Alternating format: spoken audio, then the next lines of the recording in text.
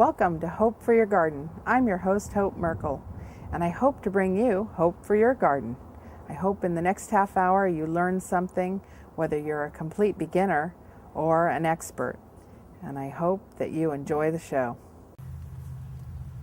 Today I wanted to bring you out and show you and tell you all about Proteas. So I brought you to the Mesa Ranch Nursery and in Nipomo, and want to introduce you to Chris Chaney, who's one of the largest Protea growers in the state of California. Hi, Chris. Welcome. Hi, Hope. It's nice to be here today. Yeah.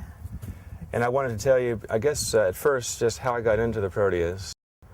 And it's really interesting because I was a sales rep for Monterey Bay Nursery for many years, and they feature really growing unusual and new varieties into the state of California. And so I really got into that kind of mindset of wanting to try new things and not be afraid to try new things. And about 10 years ago, a friend of mine down south gave me a Banksia in a gallon. And he said, you should take this and take it home and grow it. It's wonderful, you'll love it. And I'd never heard of Banksias before. And so I took a little Banksia coccinea here on my property and put it into a 5-gallon and grew it for a year, and it did great. And then another year I put it into a 15-gallon, and it bloomed, and it was awesome. And I was away on a vacation, and it was very hot, and it died. I was very upset by that. But I thought, you know what, these things can be grown here. And so I just started expanding. And I picked up new varieties. I started with about 15 or 20 different varieties of Proteas, and my friend down south turned me on to more Banksias and started increasing the line. I basically started in just this little area you see right here, just where all the leucodendrons are right here. It wasn't big.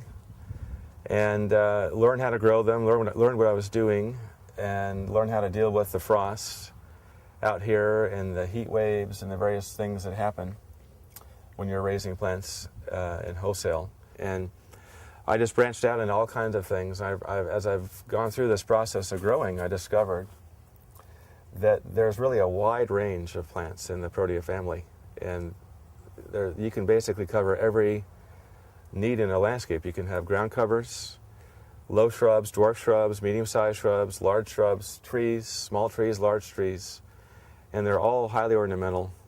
Almost all of them flower, and they have just fantastic qualities. Most of them are great cut flowers. The leucodendrons here, they're so unique. Yeah. The leucodendrons here, if you know how to really take care of the vase, and you change the water out, and you keep the water, like I said, at the bottom of the vase, maybe the bottom inch, and you don't bury the stems with water, submerge them in water. I've had these last up to 6 weeks as a cut flower. So, and they bloom in the winter. We just take in large vases of leucodendrons instead of buying poinsettias now. It's the same color range. Yeah. Oh, absolutely just fill gorgeous. the house with leucodendrons. And I love this one that has the lime green with the dark red. Just gorgeous. Yeah, this one's called Blush, Leucodendron Blush, and it's a rebloomer. Most of the leucodendron dwarf types only bloom in the late winter and spring, but this variety will bloom year-round. As you can see, here we are in August, and it's putting on its full display of color again. Wow. So it's great. This is about a 3 to 4 foot dwarf. Absolutely gorgeous. I've had a lot of call for this. People come in and aren't sure what it is, and it's yellow with red, and yeah. really gets people excited. What's happening is I'm finding is it's being introduced into the industry by people like yourself. Right. And people see it in the yards, they bring in cuttings, and it's really starting to gain momentum. And they're drought tolerant, they're hardy, they're easy to grow. Like the planting for most of these is just to put them in the ground. No soil needed, you don't need rich, nice soil, which out in Los Osos is hard to come by. Yeah. So in fact, they don't want rich soil. Yeah. Right. Yeah. So that's where we have a little grouping in the back at Protea Garden, and it's coming along beautifully. And it's one of the little lowest care areas that we have, and one of the prettiest. Yeah, I've seen your garden. It's very nice. Yeah, very cool. And so it's just never ending. The family is huge. Well, I'd love to walk over and check out some of the other Proteas. Sure, let's do that. Okay. Can you tell us about this Protea? This is probably our most widely asked for Protea. out there. There's a lot grown in Los Osos, and they're doing absolutely beautiful. Yeah. Even sometimes you'll see them in empty lots, and they bloom profusely. When these are in bloom, people come in daily and say, "What is that orange flower up the street?" Yeah. Yeah. And this is actually called a pincushion, and it's when people ask me for an orange Protea, I always know that they want this. Yeah. Because this is in the Protea family, of course. This is called a leucospermum, and this one is called Vlam. I grow about 15 different colors here. We have mostly yellows and oranges and some light reds, and there are some with pink. And like you said, they're just great. They're probably the showiest thing in bloom for our climate along the coast here. They love the sand, and they'll bloom. Some of the varieties will bloom actually almost year-round. Wow. They make a great cut flower. They'll last for weeks and weeks as a cut flower, and they're just highly, highly ornamental. So, again, we're teasing your customers a little bit because this particular variety, I'm building numbers on it. But I have other oranges like this. Okay. I've got reds and I have yellows available. Okay. And it is really the kind of the trend, the way that California is trending. These have become wildly popular, and you can see why. Yeah. They're just absolutely gorgeous. Yeah. Okay, so I wanted to show your viewers a Protea in bloom. And this is called the mink Protea. You can see how it has the fuzz on the tips of the petals. And these are actually sepals. The flower is actually inside like a big ice cream ball. And this has white and black fuzz. It's a classic mink Protea. And we raise many different types of minks here. This one's called 711. Wow. This is a Protea exemia hybrid called Sylvia. And it's a cut flower variety. They raise it for the industry. And I think they picked this one over straight exemia because the stems are longer and the flowers are a little more fuller. This is a dwarf Protea called Protea venusta. The common name is creeping beauty. And it will actually cascade. It stays very low.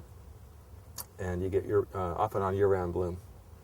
Wow. Very, very different kind of a flower, but very pretty. So, Chris, this is a Banksii, or Banksia, Right. and this will get how tall? This tree can get up to 30 feet.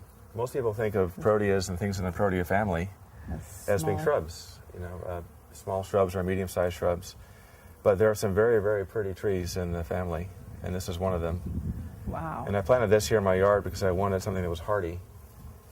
And this took 20 degrees this winter without any trouble. Wow. And the bees love it because it's a nectar It's a producer? nectar flower, it's a heavy nectar producer, so the bees are on it.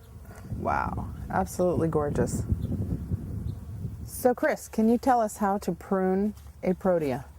I'd love properly? to. Yeah, there's a certain way you have to do it because there are places on the stems when you're taking the cuttings, if you cut the bush in the wrong place, it will not break properly for the future. So there's a very specific way to prune a Protea, and I'll show you that now. When you talk about breaking, what exactly, for those who don't know the terminology?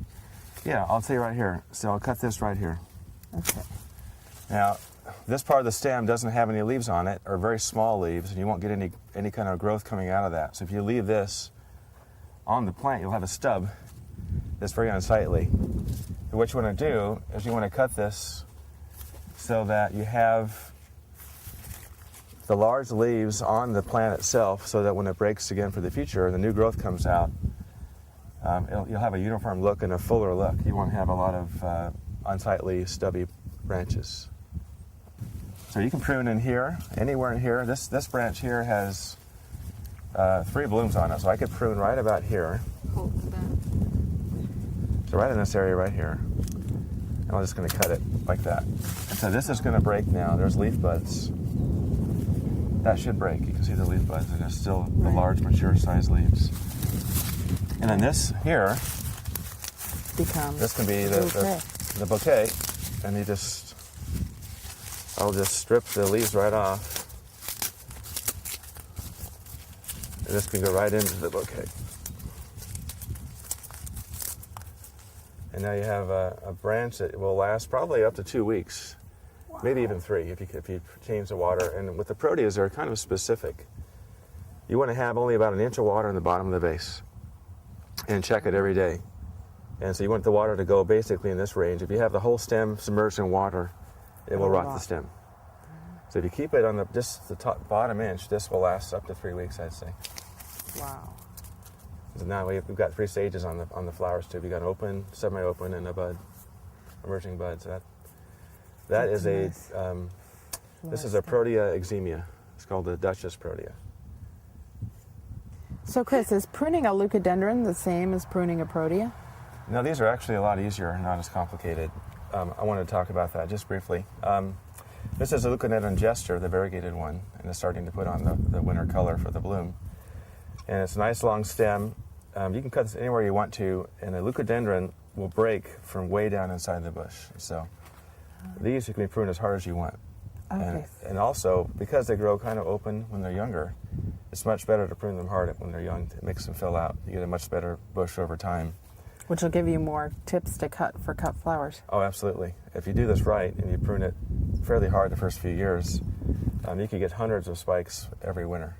Wow. Yeah, easily. So Fantastic. I'm just going to cut this one right about here. Just you want to hold that. Wow. I wouldn't do that to a Protea, generally. But this is going to break nice and hard.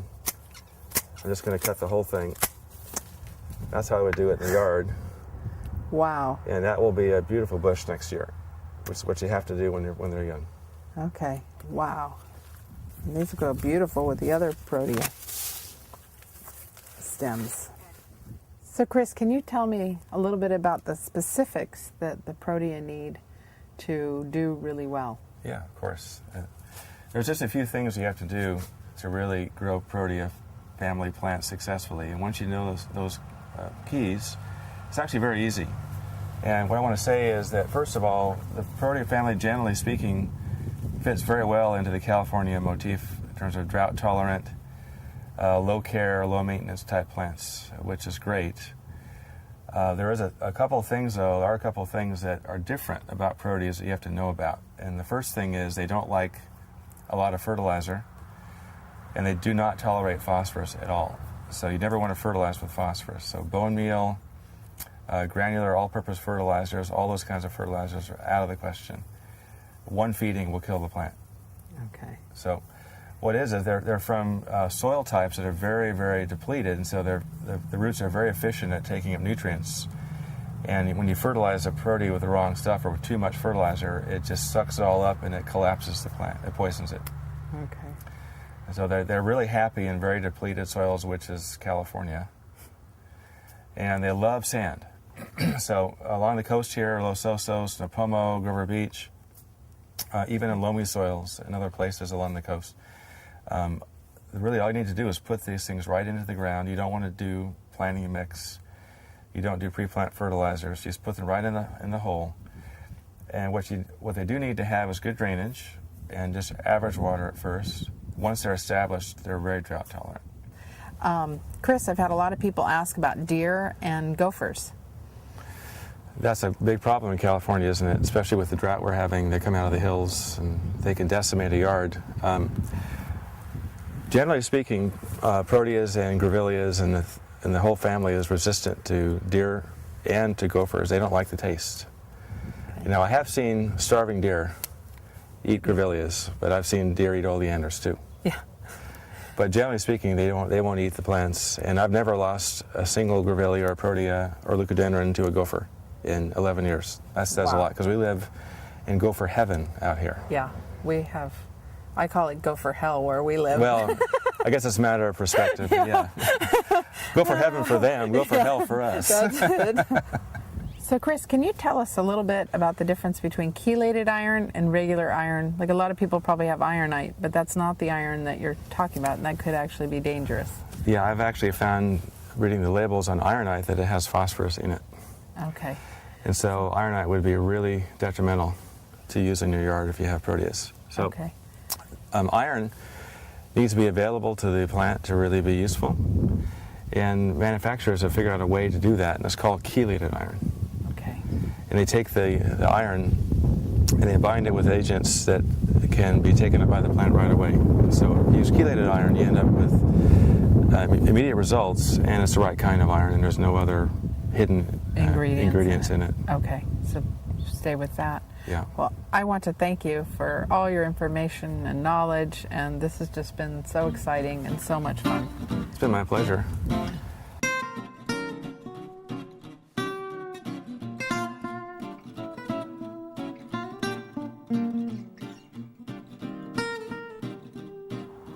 Remember the apple tree that we tried to save last year? Well, this is the apple tree that we pruned up and cleaned last year, and it's now producing apples, and so we're gonna pick some apples and go make apple pie.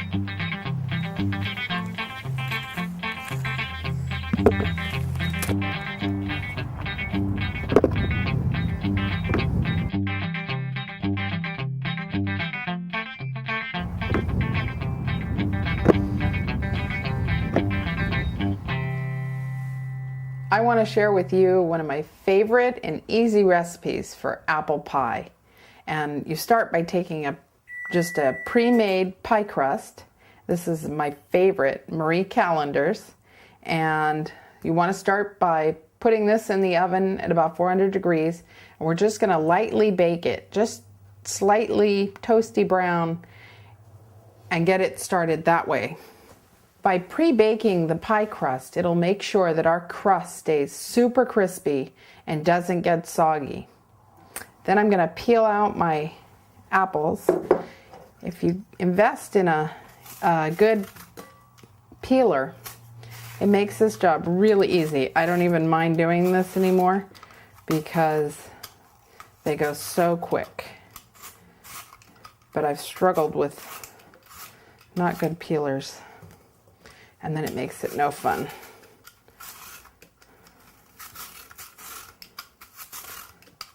Makes it really easy too if you want to make applesauce to can. Get a good peeler, super easy.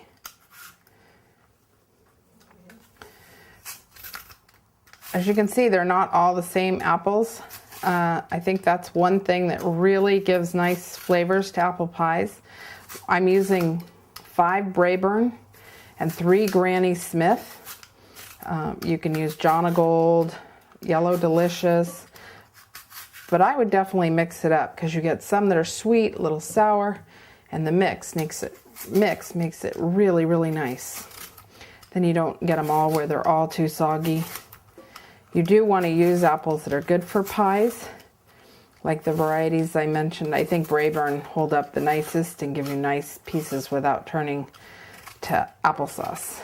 I did some the other day that were Gravenstein, and they actually made applesauce pie. So I'll get through my little Granny Smith apples here. This is going to add tartness, and these keep really nice texture.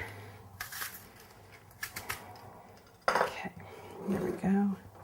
You can core these with an apple core. I like to do it just the old-fashioned way. The simple knife.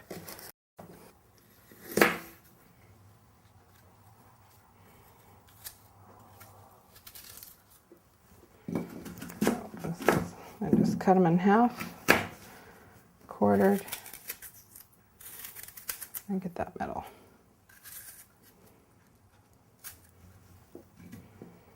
So now that I've got all my apples peeled and cored, I'm going to go ahead and just cut them into, what about 1/2 inch to inch size pieces there. So they don't all have to be exactly perfect, but you want them as close as possible in size so that they cook the same and so that they're even.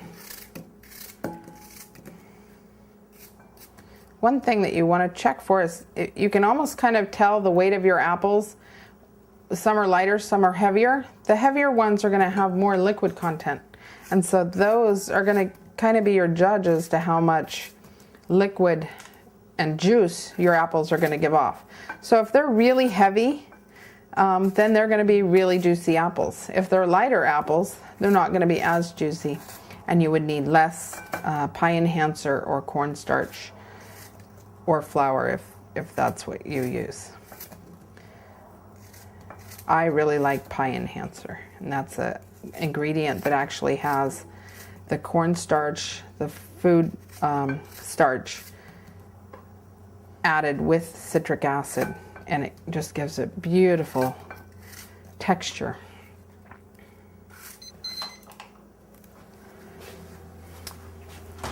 Oh, perfect.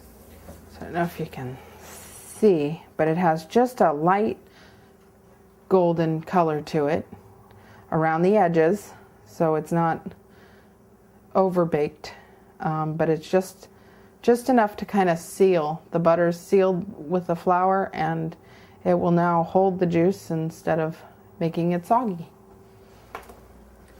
Okay.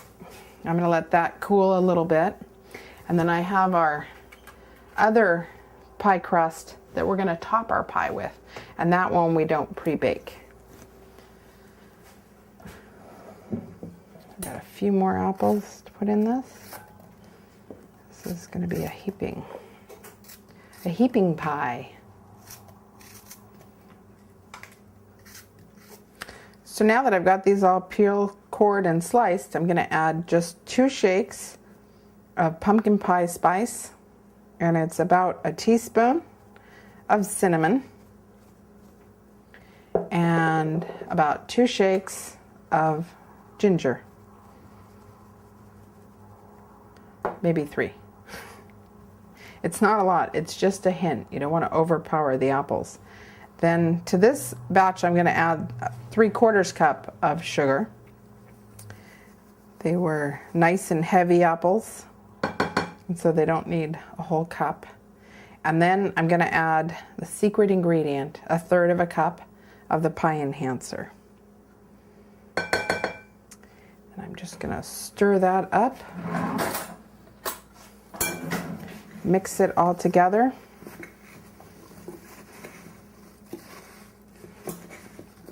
If you're not quite sure, if your apples don't seem super juicy, you can put them in the microwave for 1 minute with this mixture, and then a little bit of that juice will come out, and it gives you a better guess of how dry your apples are. So there's our mix.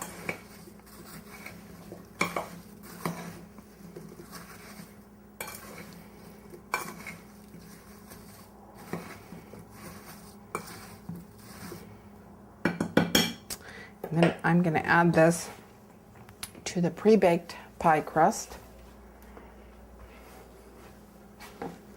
Still a little warm.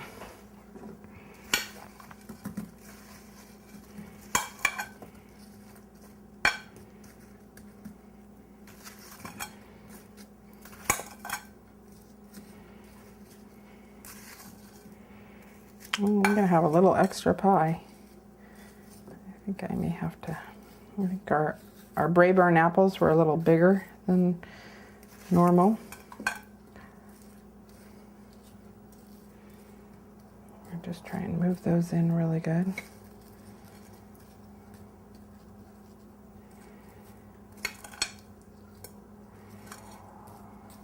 And it can still be heaping up. They'll cook down, but the pie crust will shrink around it. I'm not going to make that overflowing.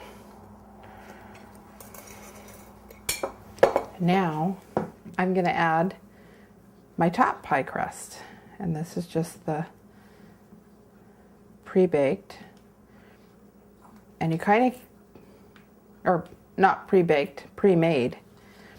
You do want to just lightly peel it off. It helps if it's still cold, not quite frozen, but still stiff. It'll come out of the pan easier. If it gets too warm, it'll stick to the pan and pull it apart. And I'm really, really close on that one. And I just like to flip them over.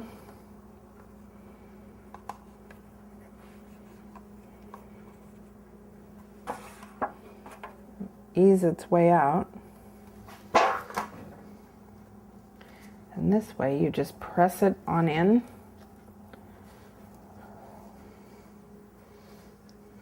You can also put them in your own pie pan and kind of rearrange the crust a little, and then nobody will know.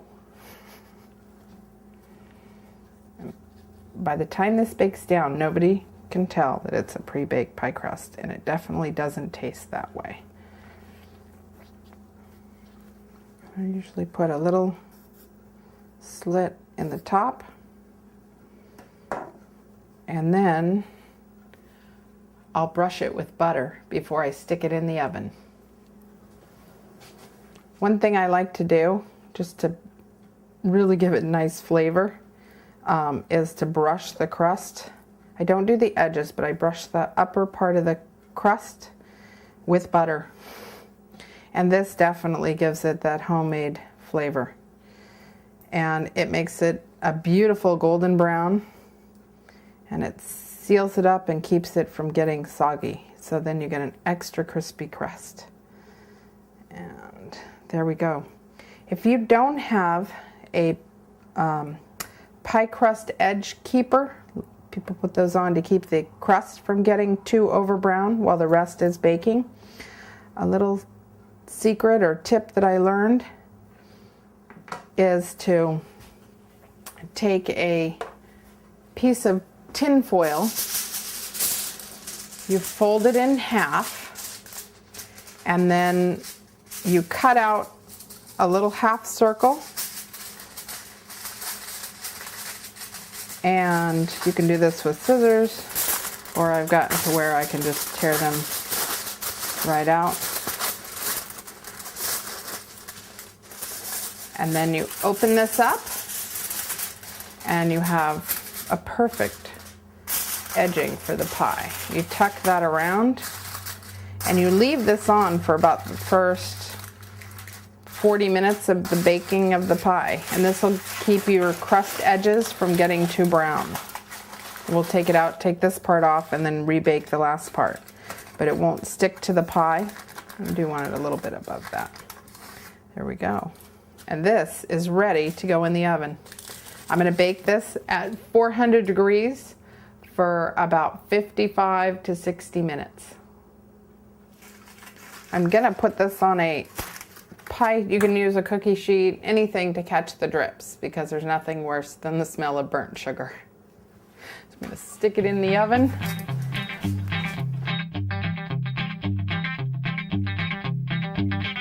So by the time I came back to get our pie out of the oven, the photographer and her assistant had already taken it out and tried some. And this is what they gave me left over.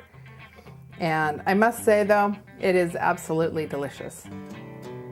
So come on, join us. You will enjoy it. You'll stay informed when you are gardening with Hope. Thank you for joining me on Hope for Your Garden. I hope you have found some useful information. If you have comments or questions, you can contact me at hopeforyourgarden@hotmail.com. Till next time, happy gardening.